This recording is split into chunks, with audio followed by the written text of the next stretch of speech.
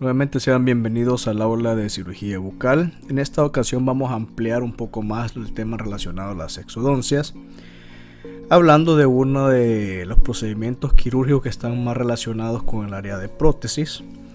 Hablaremos en este caso de lo que son las exodoncias múltiples.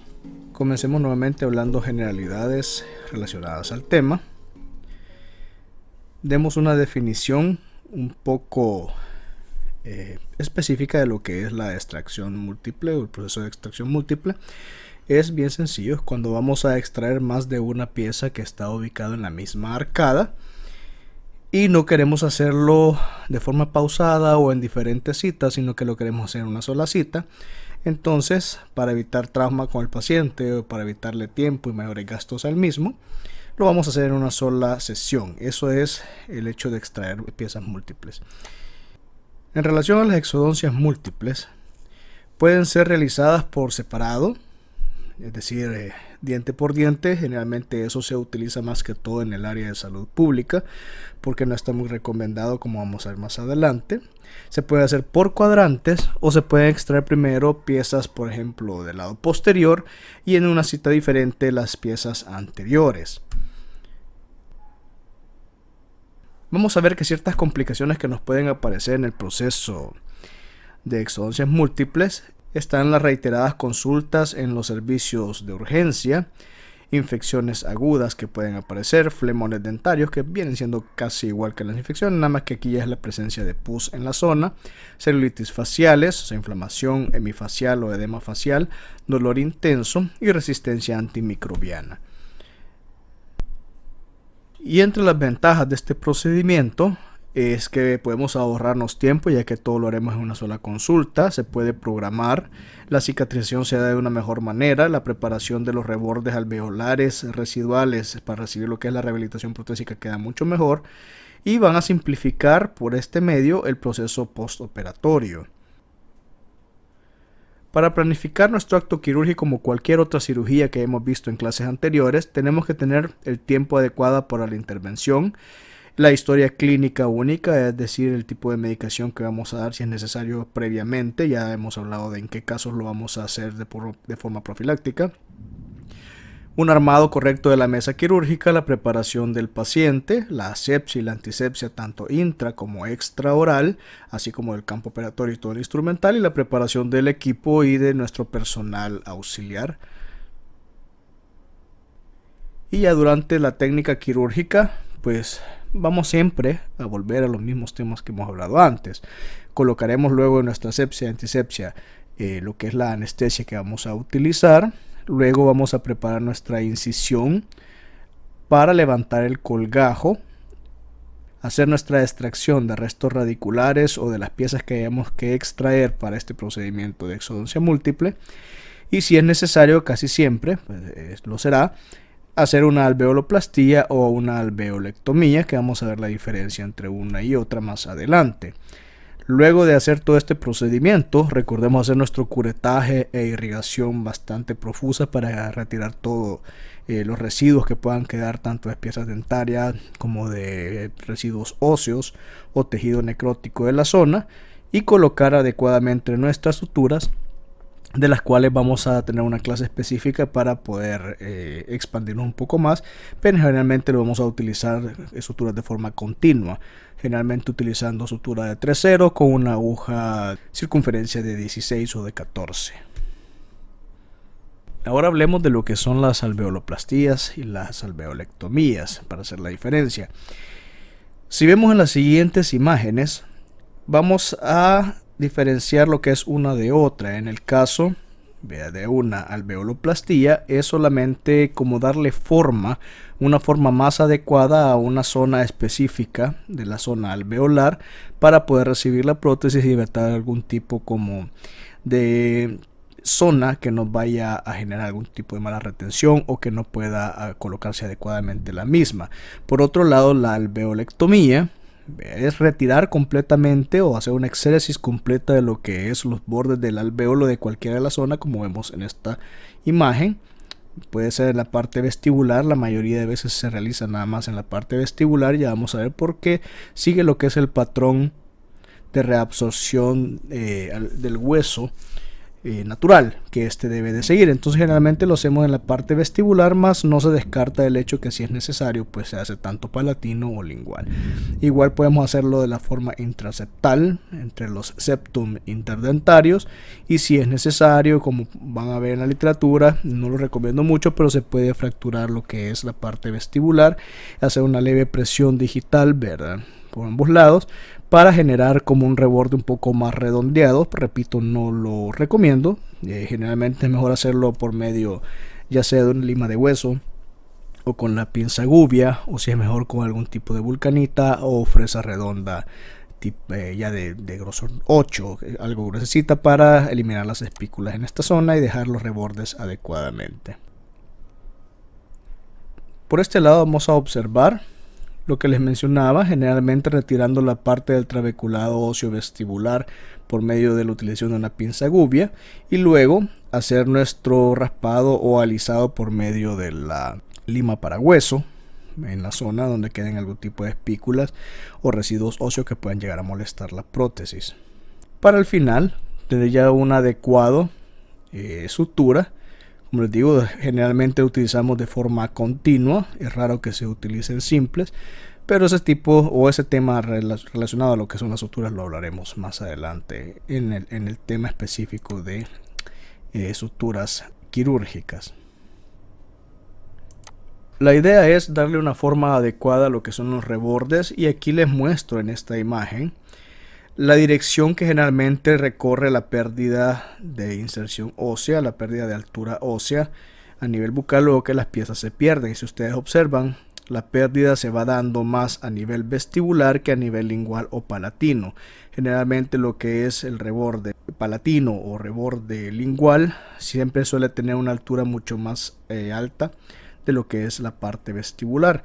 Y por este otro lado observamos una mandíbula con sus piezas dentarias en su lugar. Luego de hacer una extracción, ¿verdad?, general se puede hacer, se genera una leve pérdida de hueso, pero con los años, es lo que yo les menciono, la parte vestibular es la que se va perdiendo, generando este tipo de reborde ya alveolar que puede generar algún tipo de déficit de retención en los pacientes. Entonces generalmente por eso se suele hacer de forma controlada mejor la alveoloplastía o la alveolectomía necesaria para nosotros poderle dar espacio a una prótesis ya sea provisional, la cual vamos a ver más adelante nos va a ayudar a evitar este tipo de problemas. Veamos entonces un caso clínico que comienza siempre con la sindesmotomía, es decir, con el retiro del tejido blando que está alrededor de las raíces dentarias, también conocido como debridación. Vamos a eliminar tanto de la parte vestibular como de la parte lingual toda retención que tengamos por medio de estos tejidos a nuestra pieza u órgano dentario, para luego pasar a lo que es la luxación y todos los pasos que ya hemos hablado previamente en las extracciones simples, hasta llegarlo o lograr lo que es la exodoncia de cada una de las piezas existentes en esta arcada. Observemos cómo el operador siempre mantiene ambos dedos tanto a nivel de la parte lingual como a la parte vestibular para evitar algún tipo de fractura indeseada. Observemos cómo se coloca el forceps adecuadamente, en este caso utilizando un pico de lora para anteriores e inferiores. Hacen movimientos de rotación y hacia vestibular y lingual para poder extraer la pieza y romper lo que son las fibras de colágeno que, recordemos, tenemos alrededor del periodonto.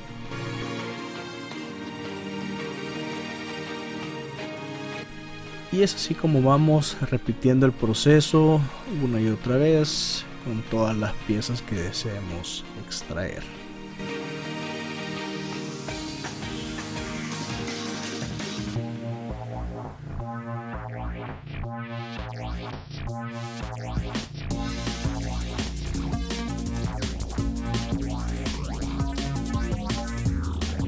Cuando trabajamos a nivel de los caninos hay que tener mucho cuidado, pues recordemos que la tabla vestibular en esta zona es bastante delgada, entonces evitemos lo que son esos movimientos de lateralidad y mejor utilicemos movimientos de rotación como observamos en este momento.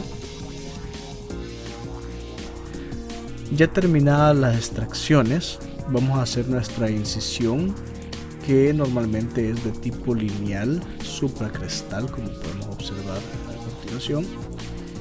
El objetivo siempre es lograr crear un colgajo de espesor completo, como ya lo hemos mencionado. La decolación pues se refiere a eso, a lo que es el levantamiento del colgajo en sí, hasta exponer todo lo que es el remanente alveolar a nivel de la cresta que nos ha quedado. Levantamos completamente el colgajo mucoperióstico de espesor completo para exponer todas las irregularidades que nos han quedado a nivel óseo.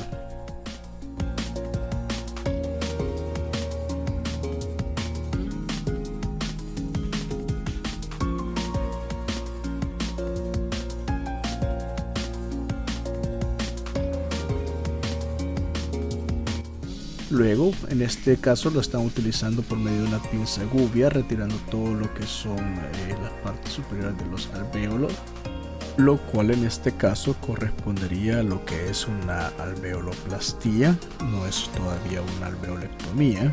Como pueden ver, solamente se está retirando parcialmente, solamente dándole forma y retirando los excesos que pueden llegar a perjudicar la colocación en la base de la prótesis.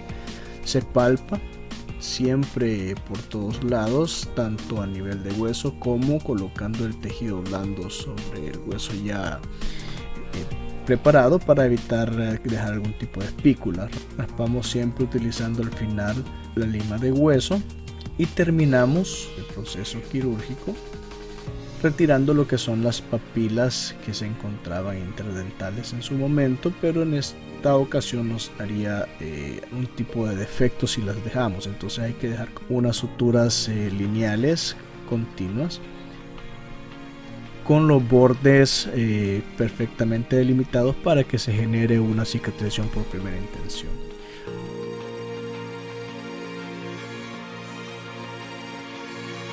Por otro lado, vamos a ver en un caso donde no tenemos ya la mayoría de piezas dentarias, sino que tenemos únicamente un resto radicular y una premolar. El resto radicular corresponde al canino. Siempre utilizamos la sindesmotomía. Vamos a eliminar siempre el tejido perirradicular. Hacemos nuestros respectivos movimientos de rotación y hacia vestibular y palatino. Luego observamos cómo el operador coloca adecuadamente el dedo en la parte activa del elevador para tener un mejor control de los movimientos. Se realizan movimientos rotatorios hasta romper todo lo que es el ligamento periodontal, separando al diente de lo que es el alvéolo o la parte ósea del alvéolo.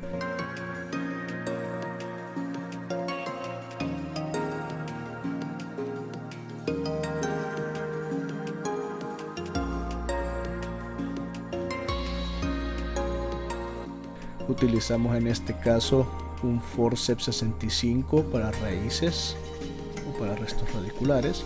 Extraemos el último resto radicular. Realizamos lo que no se vio en el ejemplo anterior, que es el curetaje del alvéolo. Observamos que habían restos óseos en este caso, por eso hay que tener mucho cuidado y realizar este curetaje y la irrigación propia. Volvemos a ocupar la pinza gubia, pero en este caso sí hacemos una alveolectomía. Retiramos todo lo que es la tabla interseptal que estaba entre las dos piezas, entre los dos órganos dentarios, para generar un solo alvéolo. El resto de los excesos lo eliminamos con la lima para hueso.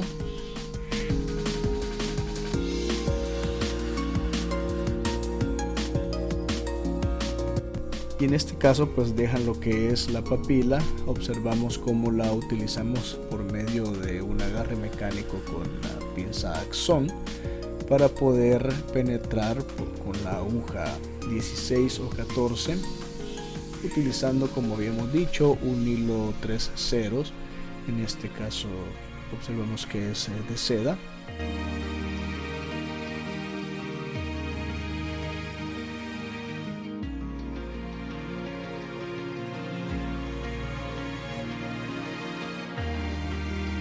Y aquí observamos el final, cómo queda ya con 3 puntos simples, 3 o 4 puntos simples que ha dejado el operador. Pues ya habiendo visto cuál es el proceso en realidad que debemos de llevar a cabo para hacer una extracción múltiple, ya sea de 2 piezas o de toda una arcada, como vimos anteriormente, hablemos ahora de lo que son las prótesis inmediatas. Esto lo veremos de una forma un poco rápido, pues superficial, ya que obviamente es un campo más de prostodoncia que de cirugía, pero siempre es de tomar en cuenta de que los pacientes no van a acceder en la mayoría de los casos a hacerse un procedimiento de este tipo si no tienen de alguna forma cubierto el hecho de que no van a salir de nuestro consultorio sin ninguna pieza dentaria. Pues tienen que de alguna manera mantener algún nivel de estética para poder llevar a cabo todos sus procesos de rutina diaria. Entonces, hablando de lo que son las prótesis inmediatas, vamos a tener las que son diseñadas para cuando es una prótesis fija, que es una porción corta. Tenemos las que son diseñadas cuando se va a colocar una prótesis removible, entiéndase ya prótesis parcial o prótesis completa. Y así también tenemos cuando vamos a trabajar a nivel de implantes, lo que conocemos como prótesis inmediata también a nivel de implantes dentales, que vamos a trabajarlos en la clase específica de implantes también. Ahora, estos provisionales generalmente todos están hechos de material de acrílico, entonces en cierta forma son bastante livianos para el paciente, pero ayuda a adaptarse. Previo ya es como una interfase entre la prótesis completa, la que ya le va a quedar, la prótesis final más bien, sea una prótesis, como dijimos, de implante, una prótesis fija, una prótesis completa o parcial, pero ya la que quede permanente, y sus dientes previos a la extracción. Entonces es como una prótesis intermedia. La selección de los casos debe ser de mucha importancia, pues no todos los pacientes van a ser aptos para poder recibir este tipo de prótesis inmediatas. Para poder nosotros decidir si es o no apto, tenemos que tomar en cuenta los siguientes aspectos. No está indicado en pacientes con trastornos emocionales, pues suelen ser unos pacientes bastante hiperactivos, un poco inquietos, que no suelen cuidar este tipo de prótesis, y recuérdense que es un gasto también extra para los pacientes, así que hay que tomar en cuenta que este tipo de pacientes pues está descartado para poderle trabajar una prótesis inmediata. Las personas con estados médicos generales que comprometan los procedimientos quirúrgicos complejos y la carga inmediata de tejidos, generalmente son pacientes inmunodeprimidos o pacientes diabéticos no controlados, ¿verdad?, que fácilmente pueden infectarse algún tipo de herida.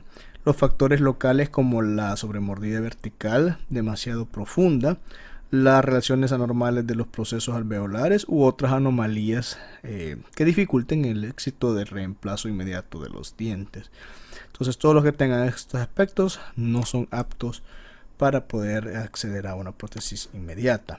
Ahora, entre las ventajas, si se recuerdan cuando estábamos hablando de los rebordes y la reabsorción de los mismos previamente en este video, vamos a mencionar que la hemostasia que se da por medio de una compresión directa viene formando como un apósito que se coloca en forma de prótesis. La curación por consciente es más rápida, la reabsorción ósea de los rebordes alveolares es mínima, se mantiene un tono muscular adecuado y se va a restaurar eficazmente lo que es la función masticatoria. Además, mejora la fonación, deglución y la respiración. El paciente acepta mejor a nivel psicológico lo que son las exodoncias y se siente más apoyado por parte de uno como profesional de que le está buscando una opción estética y no solamente la extracción de los mismos. Se conserva lo que es la dimensión vertical y los dientes de la prótesis inmediata pueden colocarse en la misma posición que los dientes que el paciente tiene antes de su extracción. Esa es una de las mayores ventajas al momento de prediseñar estas prótesis inmediatas, pues podemos tomar un registro de mordida, montar el articulador y pues tener una mordida bastante similar a la que el paciente solía tener. Pero entre sus desventajas es que precisa más tiempo y el paciente incurre en gastos mayores, ya que recordemos que es una prótesis de transición. En un corto tiempo, el paciente, generalmente 3-4 meses, el paciente ya va a volver a gastar y comprar una prótesis ya permanente. Necesita más citas en el consultorio por la misma razón, porque hay que estarlas adaptando continuamente. Generalmente después de la extracción tenemos que esperar alrededor de 2 o 3 semanas para volver a reevaluar al paciente y probablemente colocar algún tipo de rebase sobre lo que es la prótesis. Asimismo, igual recordemos que después de quitarle, colocarla generalmente a los 2 días, también hay que revisar de que no haya ningún tipo de presión o puntos de presiones que estén alterando lo que es la cicatrización. Y así como nos va a llevar a la preparación de varias prótesis con retoques periódicos. Entonces estas 3 son generalmente las principales desventajas de una prótesis inmediata. Veamos cómo vamos a preparar los modelos para generar lo que es la prótesis inmediata. Recordemos que si el paciente ya lleva con sus dientes previos, se le hace el registro de mordida, se monta en un articulador adecuado y entonces ya con todas las dimensiones tomadas, de las cuales ya conocemos por medio de la clase de oclusión, vamos a generar lo que es una línea a nivel del borde del labio, ya sea superior o inferior, hasta donde llega la parte labial. Luego lo que vamos a hacer es nosotros eliminar lo que son los dientes que luego vamos a extraer nosotros ya clínicamente en el paciente, y cuando tengamos ya los dientes eliminados en el modelo de yeso, pues nosotros pasamos a lo que es tratar de prever de cómo podría llegar a ser la cirugía. Por eso es que hay que planificarla con tiempo de anticipación y tomar estos modelos de estudio.